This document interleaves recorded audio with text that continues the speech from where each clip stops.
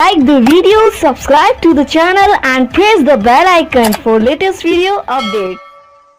Hello दोस्तों, आज का अपना टॉपिक है अभिक्रिया वेग को प्रभावित करने वाले कारक। तो इसमें सबसे पहला कारक आता है सांद्रता।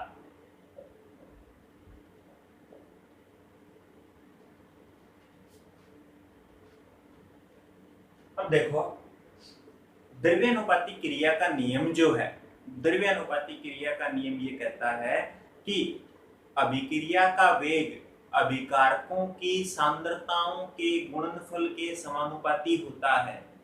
द्रव्यानुपाती क्रिया के नियम से अभिक्रिया का वेग अभिकारकों की सांद्रताओं के गुणनफल के क्या होता है, समानुपाती होता है। मान ले एक एग्जांपल लेते हैं।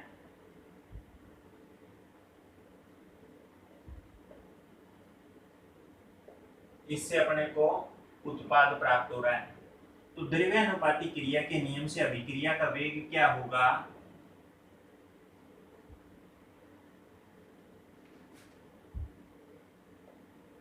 अभिकारकों की सांद्रताओं के गुणनफल के क्या होगा, समानुपाती। यानी वेग है वो सांद्रता के क्या है, अभिकारक की सांद्रता के समानुपाती। यानी अभिकारकों की सांद्रता जितनी ज्यादा होगी अभिक्रिया का वेग उतना ही क्या होगा, ज्यादा। और यदि अभिकारक की सांद्रता कम होगी तो अभिक्रिया का वेग क्या हो जाएगा, कम हो जाएगा। तो ये पहला फैक्टर है सांद्रता।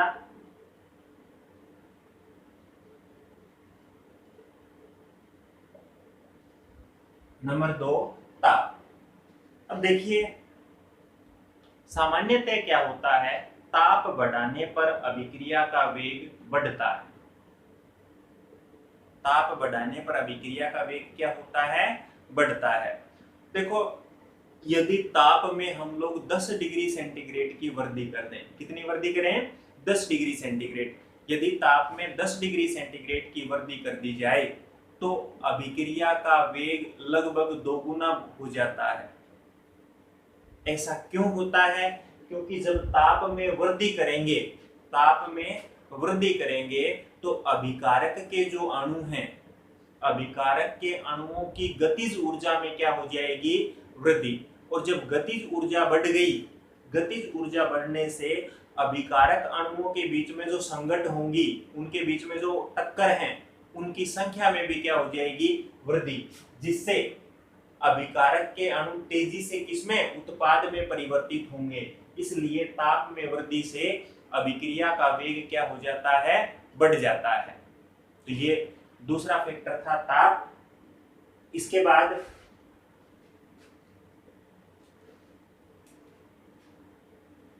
नंबर 3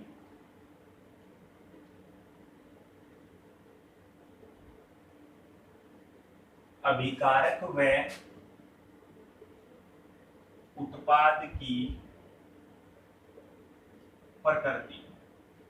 अभिकारक व उत्पाद की प्रकृति। देखो,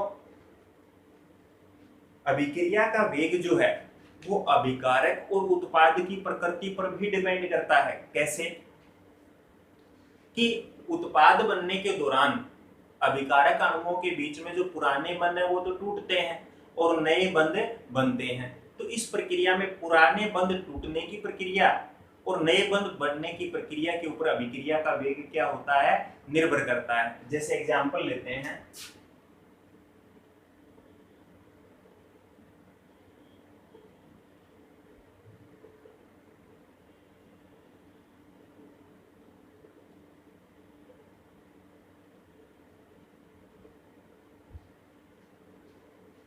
अब सामान्यतः सीधे से देखें तो दोनों अभिक्रियाएं एक जैसी लग रही हैं, लेकिन ये तो क्या होती है, तीव्र गति से संपन्न होती है, फास्ट गति से संपन्न होगी, और ये मंद गति से संपन्न होती है। ऐसा क्यों, क्योंकि यहाँ पर इस अभिक्रिया में क्या होगा, अभिकारक अणुओं के बीच में जो बंध है, पुराने बंध टूटने की प्रक्रिया तीव्र होती है और नए बंध बनने की प्रक्रिया भी क्या होती है, तीव्र होती है। इस कारण इस अभिक्रिया का वेग तो तीव्र होगा, ये अभिक्रिया फास्ट होगी, और यहाँ पर नए बंध बनने की प्रक्रिया और पुराने बंध बनने की पुराने बंध टूटने की प्रक्रिया क्या होती है, धीमी गति होती है। इस कारण इस अभिक्रिया का वेग क्या होगा, कम होगा। तो तीसरा फैक्टर था अभिकारक और उत्पाद की प्रकृति, यानी पुराने बंध आसानी से तेजी से टूटे और नए बंध भी आसानी से बने तो उस अभिक्रिया का वेग तो तीव्र होगा, वो तो तेजी से संपन्न होगी। और जिसमें ये प्रक्रिया यानी पुराने बंध धीमी गति से टूटे, आसानी से ना टूटे और नए बंध भी आसानी से ना बने, तो वो अभिक्रिया क्या होगी, मंद गति से संपन्न होगी।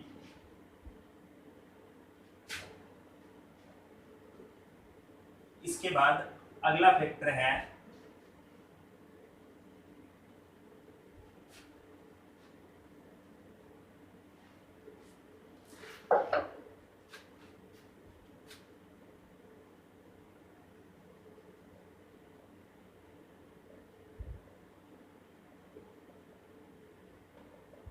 उत्प्रेरक का प्रभाव।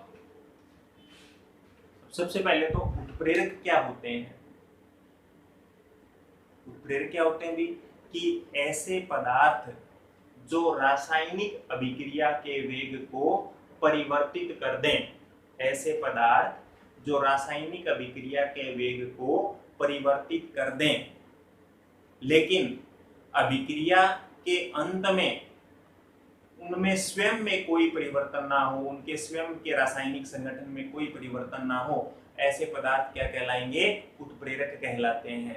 यानी वे पदार्थ जो रासायनिक अभिक्रिया के वेग को परिवर्तित कर दें और अभिक्रिया के अंत में स्वयं क्या रहें, अपरिवर्तित रहें, वो क्या कहलाते हैं, उत्प्रेरक। और उत्प्रेरक अभिक्रिया के वेग को किस प्रकार परिवर्तित करते हैं, किस प्रकार वेग को बढ़ा देते हैं, सामान्यतया कैसे, कि उत्प्रेरक क्या करता है, अभिक्रिया की सक्रियण ऊर्जा को कम कर देता है।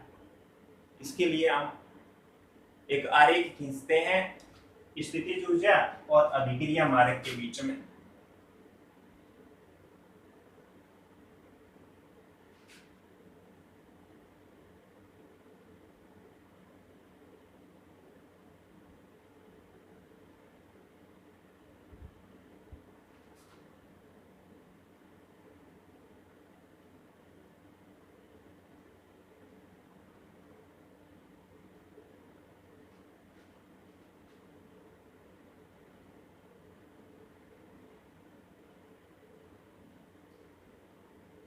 कोई अभिकारक है, ये उत्पाद में परिवर्तित हो रहा है।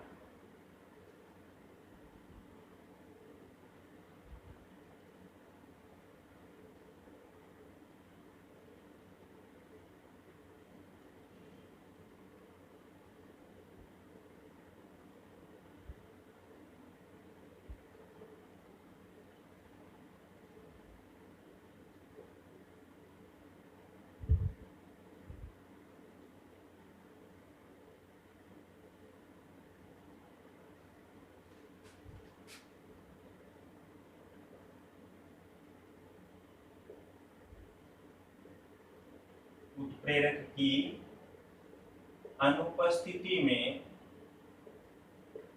सक्रियण ऊर्जा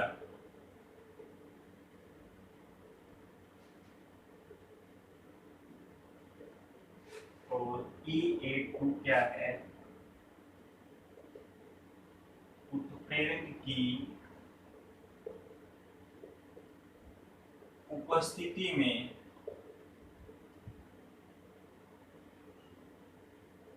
सक्रियण ऊर्जा है। उत्प्रेरक क्या करता है, उत्प्रेरक अभिक्रिया की सक्रियण ऊर्जा को कम करके अभिक्रिया का वेग बढ़ा देता है। और ये सक्रियण ऊर्जा क्या होती है भाई, सक्रियण ऊर्जा देखो, सक्रियण ऊर्जा क्या होती है कि अभिकारक अणुओं को उत्पाद में परिवर्तित होने के लिए एक निश्चित ऊर्जा अंतराल, एक निश्चित ऊर्जा अंतराल, एक ऊर्जा अवरोध को पार करना पड़ता है। उसे ही हम लोग क्या बोलते हैं, सक्रियण ऊर्जा। यानी यहाँ पर अभिकारक रिएक्टेंट R को प्रोडक्ट P में बदलना है तो उसको इतनी ऊर्जा चाहिए ही चाहिएगी। इस ऊर्जा क्यों, ये ऊर्जा यदि जब तक अभिकारक को नहीं मिलेगी तो वो उत्पाद में परिवर्तित नहीं हो पाएगा। और उत्प्रेरक क्या करेगा कि ये जो अभिक्रिया का मार्ग है, इस अभिक्रिया मार्ग को ही परिवर्तित कर देगा और कम ऊर्जा वाला अभिक्रिया को क्या दे देगा, एक नया मार्ग प्रदान कर देगा, जिससे सक्रियण ऊर्जा घटकर क्या हो जाएगी, कम हो जाएगी। यानी कम ऊर्जा के ऊपर भी अभिक्रिया आसानी से तेजी के साथ संपन्न हो जाएगी। तो उत्प्रेरक है वो अभिक्रिया को इस प्रकार से प्रभावित करते हैं। उत्प्रेरक सक्रियण ऊर्जा को कम करके कम ऊर्जा वाला एक नया मार्ग उपलब्ध करवा देते हैं, जिससे अभिक्रिया क्या होगी, तेजी के साथ संपन्न हो जाएगी। तो ये उत्प्रेरक का प्रभाव। नेक्स्ट है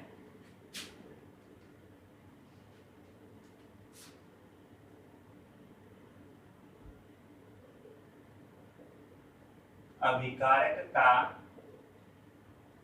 सतही क्षेत्रफल।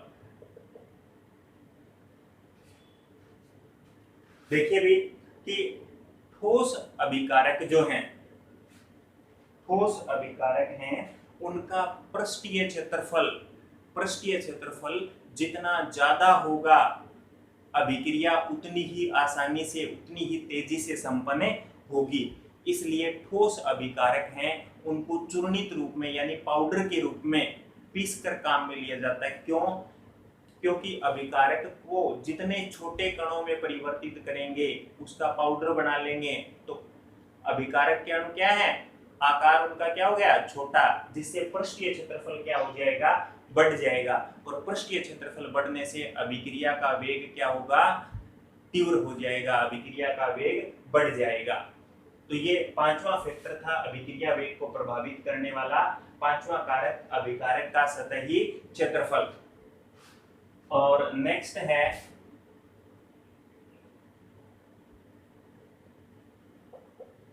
विकिरणों द्वारा उद्भासन।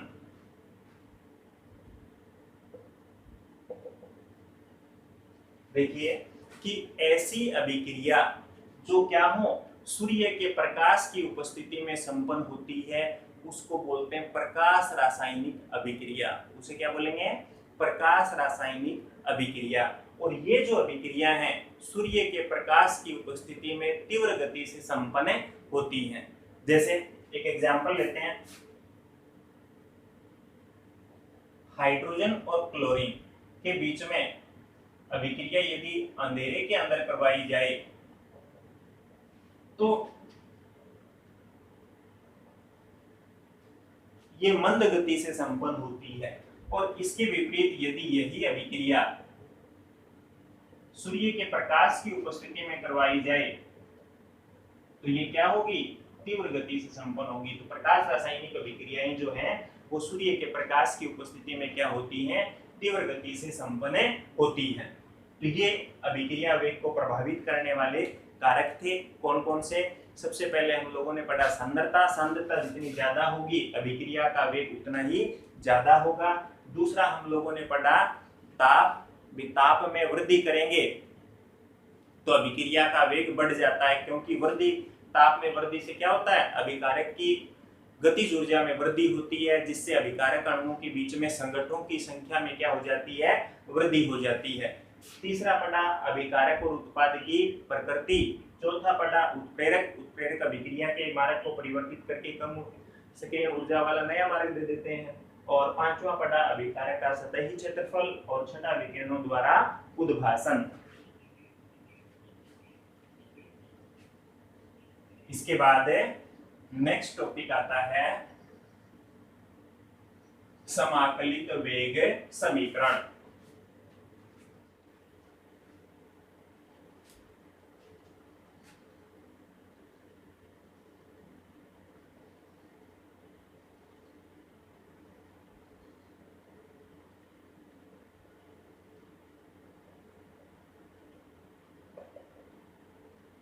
समाकलित वेग समीकरण। देखिए भी अवकलित वेग समीकरण जो है, अवकलित वेग समीकरण से तात्क्षणिक वेग ज्ञात करना कठिन होता है। क्यों? क्योंकि हम लोग तात्क्षणिक वेग कैसे ज्ञात करते हैं, सांद्रता और समय के बीच में आरेख खींचते हैं। उस आरेख पर उस आरेख में किसी बिंदु के ऊपर अपने को जिस बिंदु पे के ऊपर तात्क्षणिक वेग ज्ञात करना होता है, उस बिंदु पे स्पर्श रेखा खींचकर उसके ढाल से तात्क्षणिक वेग ज्ञात करते हैं, तो वो पूर्ण रूप से शुद्ध नहीं हो सकता। और इसी के साथ साथ इस अवकलित वेग समीकरण से जो वेग नियम है, वेग नियम, उसको भी हम लोग आसानी से ज्ञात नहीं कर पाते हैं। इसलिए क्या काम में लेते हैं, समाकलित वेग समीकरण काम में लेते हैं। इसमें सबसे पहले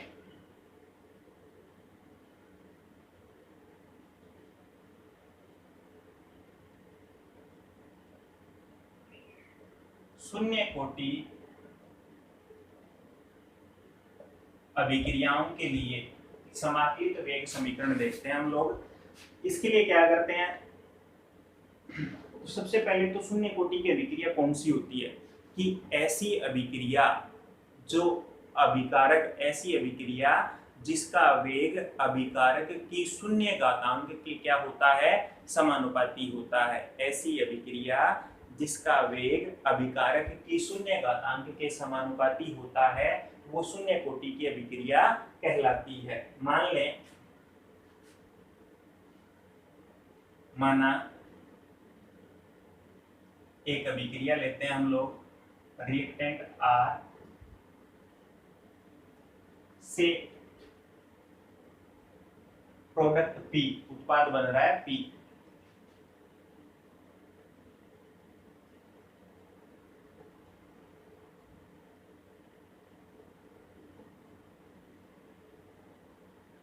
प्रारंभ में सांद्रता देखी जाए तो मान लें कि अभिकारक R है वो है A मोल प्रति लीटर। जब अभिक्रिया शुरू ही नहीं हुई है तो उत्पाद कितना रहेगा, 0। और वियोजन की जो मात्रा है वो कितनी है, X है।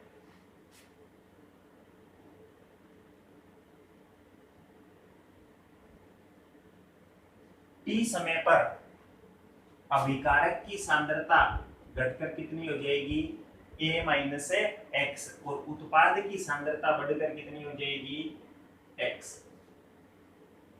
ये रहेगा।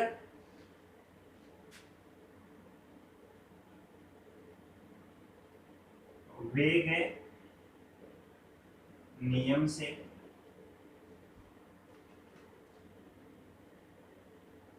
या द्रव्यानुपाती क्रिया के नियम से अभिक्रिया का वेग समानुपाती होगा किसके, अभिकारक की सांद्रता के शून्य घातांक के समानुपाती।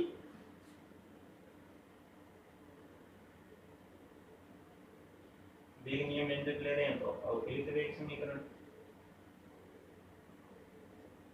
dr/dt बराबर समानुपाती बराबर k अभिकारक की सांद्रता का शून्य घातांक के, यहाँ समानुपाती नियतांक है जिसको अपन वेग नियतांक बोलते हैं, या माइनस dr/dt बराबर k, क्योंकि घातांक शून्य है, घात शून्य है तो इसका मान कितना होगा, 1। समीकरण नंबर 1। समीकरण 1 क्या है, शून्य कोटि अभिक्रिया की अवकलित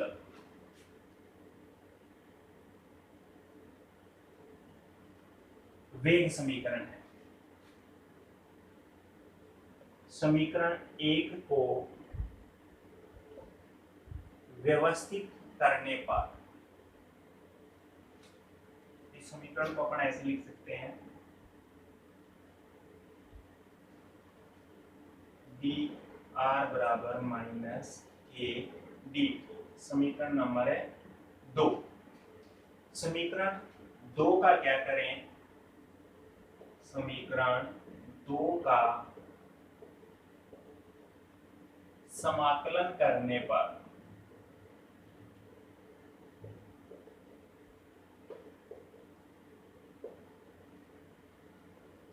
इसका समाकलन r बराबर माइनस k dt का हो जाएगा t प्लस है c। समीकरण नंबर है 3। यहाँ c क्या है? समाकलन नियतांक है। c को क्या बोलेंगे? समाकलन नियतांक।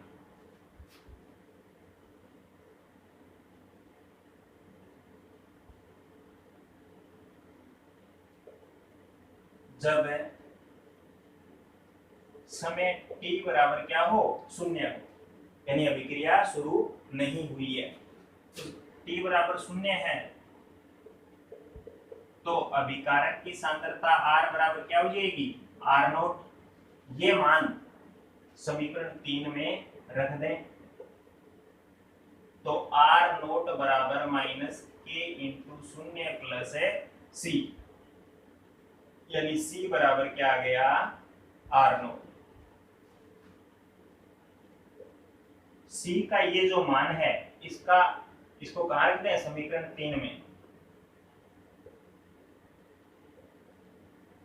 समीकरण 3 में रखने पर 3 में रख देंगे तो समीकरण 3 क्या हो जाएगी? r बराबर माइनस के टी प्लस r नॉट, या इस के टी को इधर ले आए, माइनस का क्या हो जाएगा? प्लस का। के टी बराबर r नॉट, r इस साइड जाएगा तो माइनस का r नॉट माइनस है r, या k बराबर r not minus r upon t। समीकरण नंबर क्या आ गई? 4।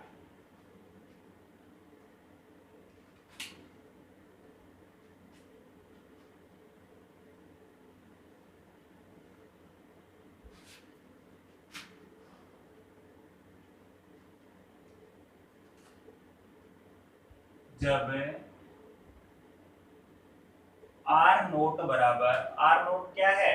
अभिकारक की प्रारंभ में सांद्रता जब अभिक्रिया क्या है? शुरू ही नहीं हुई थी। कितने ले रहे थे? यहाँ थोड़ी देर पहले समीकरण लिखी थी r इक्वल p, तो r बराबर प्रारंभ में a, यहाँ 0 था तो r नोट a मोल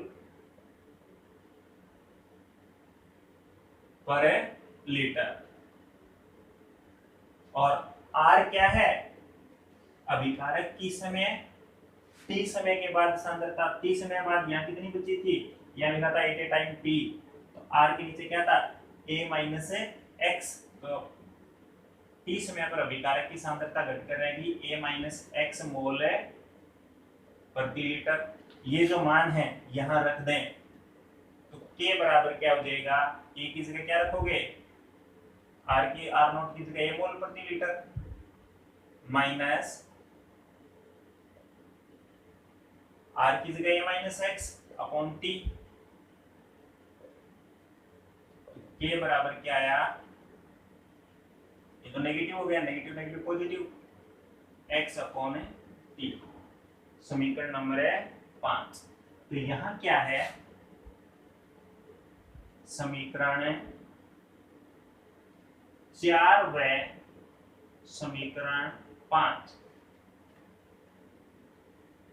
शून्य कोटि अभिक्रिया की समाकलित वेग समीकरण है।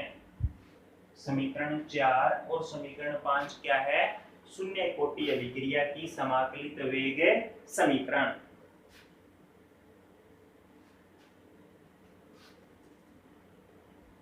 इसके बाद भी शून्य कोटि अभिक्रिया का आलेखी निरूपण,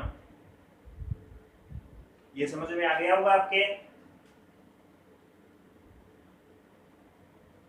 शून्य कोटि अभिक्रिया का आलेखी निरूपण यानी इसका ग्राफीय निरूपण।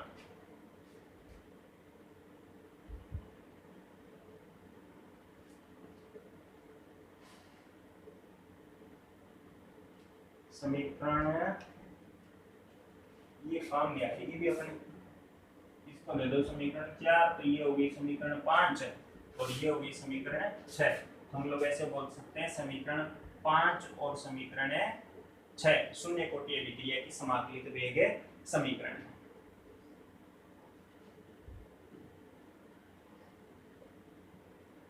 समीकरण 4 से, समीकरण 4 क्या है, r बराबर माइनस के टी प्लस आर नॉट, यही है। अब देखिए आगे,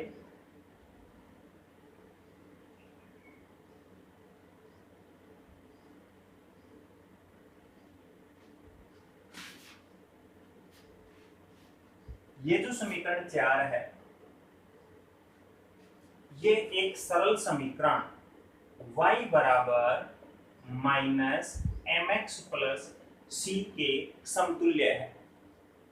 किसके समतुल्य है, y बराबर माइनस एम एक्स प्लस सी के समतुल्य है। इस समीकरण के अकॉर्डिंग यदि y और x के बीच में एक आरेख खींचें, y का अर्थ क्या हो गया r और x यानी समय t के बीच में आरेख खींचे हैं, तो कैसी समीकरण है, y बराबर माइनस एम एक्स प्लस सी। तो एक सरल रेखा प्राप्त होती है और इस रेखा का जो ढाल है वो किसको प्रदर्शित करेगा, m को।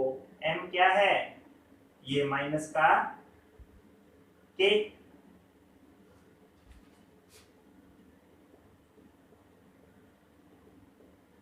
स्लोप है माइनस के को प्रदर्शित करेगा, और अंतःखंड ये किसको प्रदर्शित करेगा, आर नोट को, अंतःखंड आर नोट को। और इस रेखा का, इस ग्राफ का जो ढाल है वो माइनस के को प्रदर्शित करेगा। इसके बाद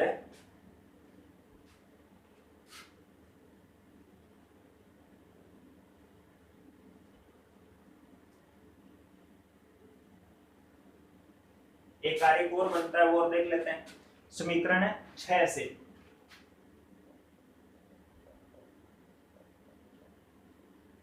समीकरण 6 क्या थी, k बराबर x अपॉन टी, इसको लिख सकते हैं हम लोग है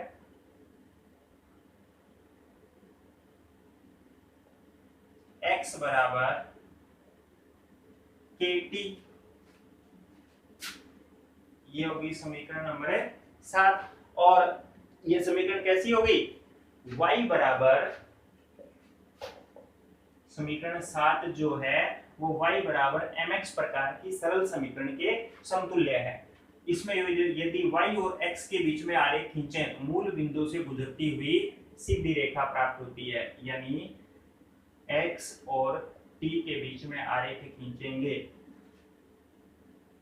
मूल बिंदु से गुजरती हुई सीधी रेखा प्राप्त होगी, और इस रेखा का जो ढाल है वो किसको, k को प्रदर्शित करेगा। तो ये शून्य कोटि की समाकलित तो वेग समीकरण थी, और उस वेग समीकरण से दो आरेख बने थे, एक तो r और t के बीच में और दूसरा x और t के बीच में। तो ये शून्य कोटि अभिक्रिया का आलेखी निरूपण था। इससे आगे हम लोग अगली क्लास में पढ़ेंगे।